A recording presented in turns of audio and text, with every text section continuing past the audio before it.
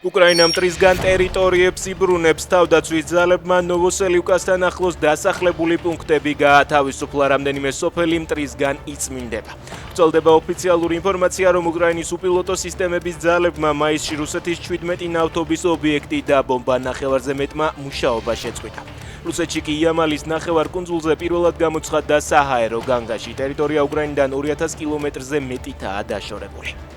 კრემლის სომხეთში არჩევნებისთვის 100,000 ეთნიკურად სომეხის გაგზავნას გეგმავს. ფაშინიანის ოპონენტებისთვის ხმის მისაცემა და მის შესახებ როიტერს წერს. სტატიაში ნათქვამია, რომ ოქტომბერში კრემლმა შექმნა დეპარტამენტი, რომელიც ცნობილია როგორც სტრატეგიული თანამშრომლობისა და პარტნიორობის დირექტორატი. 4 ოფიციალური წყაროს ცნობით ისინი სომხეთში გავლენის ოპერაციებს ხელმძღვანელობენ.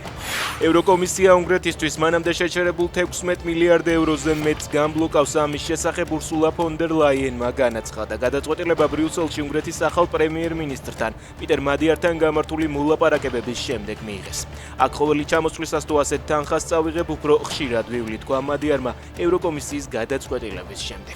წვიმა და უამინდობა აღმოსავლეთ საქართველოში ძლიერმა სეტყვამ პრობლემები შექმნა კახეთის რამდენიმე მუნიციპალიტეტში. სასოფლო-სამეურნეო სავარგულები დაზიანდა ახმეტისა და ლაგოდეხის სოფლებში. სეტყვა იყო თბილისშიც.